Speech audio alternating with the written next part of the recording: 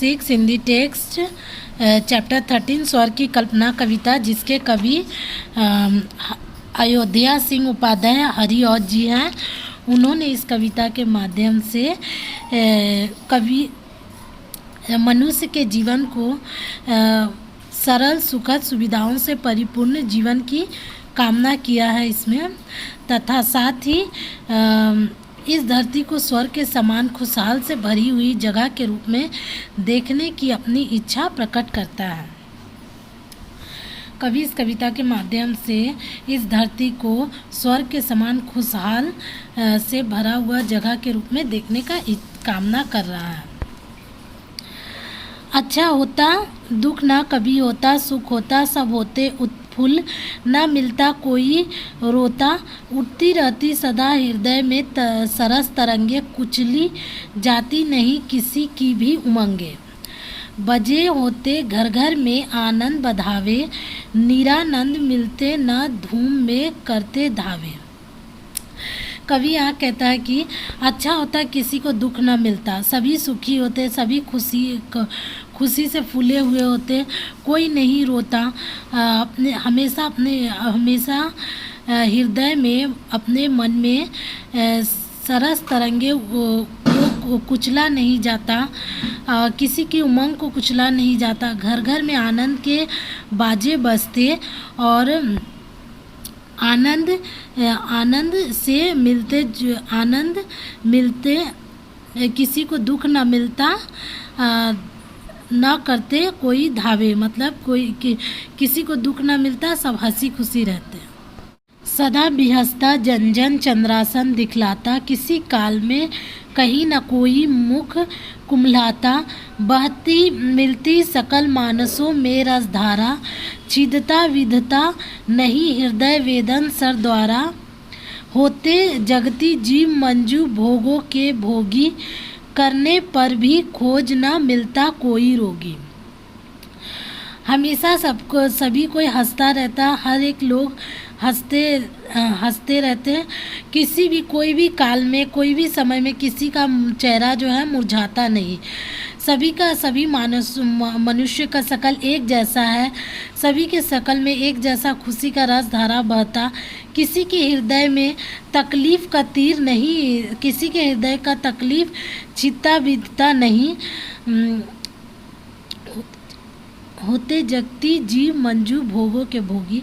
सभी जगत में कोई भी जगत में कोई भी जीव मंजू जो है रोग से नहीं भोगता, खोजने पर भी कोई भी रोगी नहीं मिलता। होती मन की बात तोड़ते सब नभ तारे, बैठा मिलता कहीं नहीं कोई मन मारे, होते सब स्वच्छंद धर्मत पर उपकारी, कहीं ना मिलते पाप ताप तपित अपकारी। सभी को अपना मन का बात करता, कहीं भी कोई भी व्यक्ति ऐसा नहीं होता जो मन का मारा हो। सभी व्यक्ति स्वच्छंद धर्मात्मा वाले, उपकारी करने वाले हो, कहीं कोई पाप करने वाला व्यक्ति न हो। नहीं किसी का जीवन सा पारस खो जाता, सोने का संसार न मिट्टी में मिल जाता, सब सदनों में परम हर्ष कोलाहल होता, खोकर अपने रत्न न कोई रोता धोता।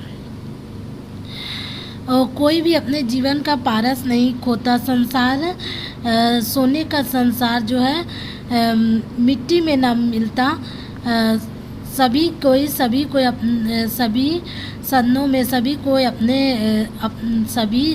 में खुशी होता, कोई अपना जो है रत्न खोकर रोता धोता नहीं। कवि ऐसे धरती की कल्पना करता है। हरे भरे तरुवृद फूलों से भरे दिखाते, पर हो कटकिंत ना औरों को उलझाते, फूल छबीले बन मुस्काते, पर रज से अंधे ना रसिक भोरे बन पाते।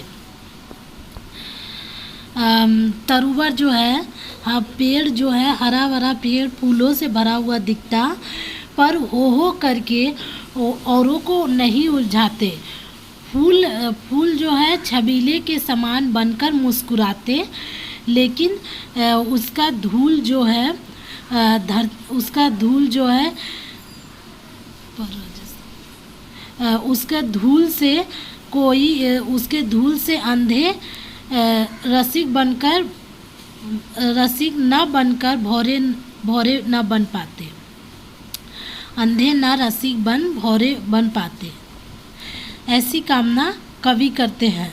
ऐसी कामना सदा मानव करते हैं। कुछ ऐसे ही भावुक में भरते हैं। भव का दब विलोक मनुज भावित होता है। देख काल मुख आठ आंसू रोता है। मानव सदा ऐसे ही कामना करता है। सभी को एक दूसरे के साथ ऐसी ही भावुकता से भरते। लड़ाई